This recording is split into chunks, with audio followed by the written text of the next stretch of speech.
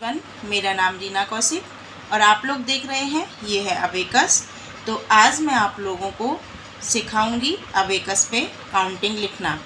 देखिए, जो blind person होते हैं वो अबेकस का यूज़ अपने मैथ्स की कैलकुलेशन करने के लिए करते हैं। तो आज हम सीखेंगे अबेकस पे काउंटिंग लिखना। लेकिन काउंटिंग लिखने से पहले मैं थोड़ी सी जानकारी आप लोगों को अबेकस के बारे में दे देती हूँ। देखिए, ये जो अबेकस है इसके बीचों बीच एक डिवाइडर रेखा होती है जो कि हमारे अबेकस को दो भागों में बांट रही है। इसे कहते हैं डिवाइडर रेखा। इसके नीचे हर सेल में 4 मोती होते हैं तथा ऊपर वाली सेल में 1 मोती होता है। नीचे वाली सेल के हर एक मोती की वैल्यू 1 होती है तथा ऊपर वाले मोती की वैल्यू 5 होती है। लेकिन इन मोतियों की वैल्यू तब होती है जब ये मोती इस डिवाइडर रेखा को टच करते हैं। जब तक मोती डिवाइडर रेखा को टच नहीं करेगा तब तक उसकी कोई वैल्यू नहीं है। इसका मतलब अब हमारे अबेकस पे कुछ भी लिखा हुआ नहीं है। लेकिन जैसे ही हम ये मोती डिवाइडर रेखा को टच करता है तो इसका मतलब हमारे अबेकस पे कुछ ना कुछ लिखा है। अब हम देखेंगे कि अबेकस पे लिखा कैसे जाता है। अब हम लिखना स्टार्ट करते हैं। पहले देखिए, पकड़ने का जो तरीका है, मैंने अबेकस को पकड़ा हुआ है तो हम लिखना स्टार्ट करते हैं राइट हैंड साइड से। तो देखिए, मेरा राइट हैंड साइड है वो आपका लेफ़्ट होगा, लेकिन जो आपका लेफ़्ट है वो मेरा राइट है। तो मैं राइट हैंड साइड से लिखना स्टार्ट करूँगी। तो देखिए, पहली सेल पे हम 1 लिखेंगे। 1 लिखने के लिए हम नीचे से 1 मोती ऊपर करते हैं। अब हमारे अबेकस पे 1 लिखा हुआ है। 2 लिखने के लिए हम दूसरा मोती ऊपर करेंगे। 3 लिखने के लिए हम तीसरा मोती ऊपर करेंगे और 4 लिखने के लिए हम चौथा मोती ऊपर करेंगे।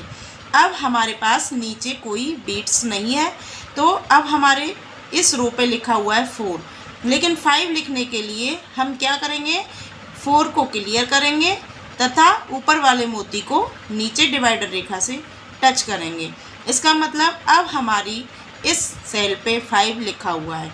4 लिखने के लिए फिर से हम आपको बता रहे हैं क्या करेंगे, 1 2 3 4 और जब 5 लिखना होगा तो क्लियर 4 सेट 5, क्लियर 4 सेट 5। हम जब तक नीचे से 4 को क्लियर नहीं करेंगे तब तक हम इस रो पे 5 नहीं लिख सकते। तो अब हम 5 से आगे लिखने के लिए 6 7 8 9, अब हमारे अबेकस पे 9 लिखा हुआ है। अब हम जब 10 लिखेंगे तो 10, जैसा कि हम जानते हैं कि 10 लिखने के लिए हमें 2 डिजिट की आवश्यकता होती है। हमारे पहली डिजिट होती है 0 और सेकंड डिजिट होती है 1। तो हम पहली सेल पे लिखेंगे 0 और सेकंड सेल पे लिखेंगे 1। जैसा कि हम प्रिंट में लिखते हैं, प्रिंट में हम जब लिखते हैं तो 1s 10s 100 इस तरीके से लिखते हैं।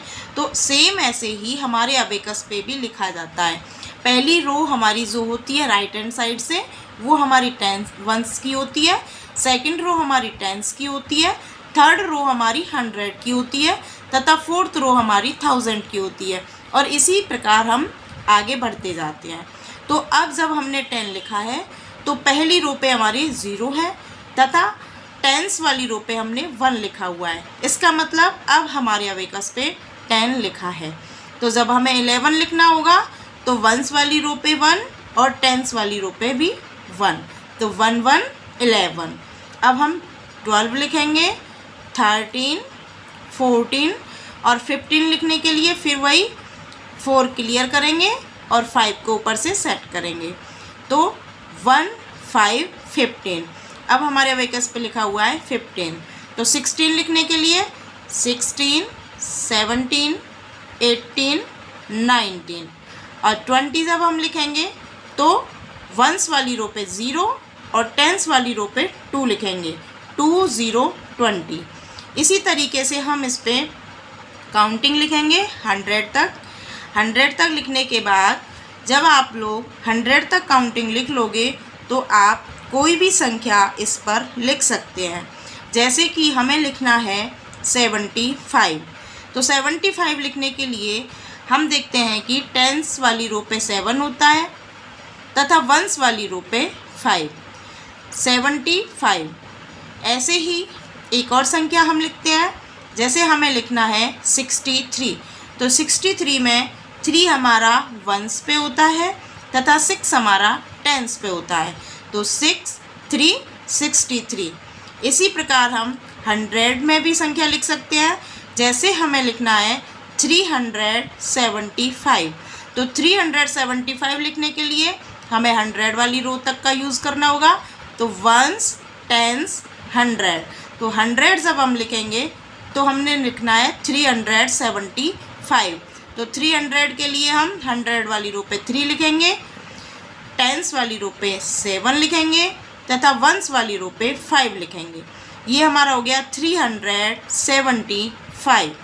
तो इसी तरीके से हम कितनी भी संख्या अबेकस पे लिख सकते हैं। तो अगर आप लोगों को वीडियो अच्छी लगी हो तो शेयर करें, सब्सक्राइब करें तथा अपने दोस्तों को शेयर ज़रूर करें।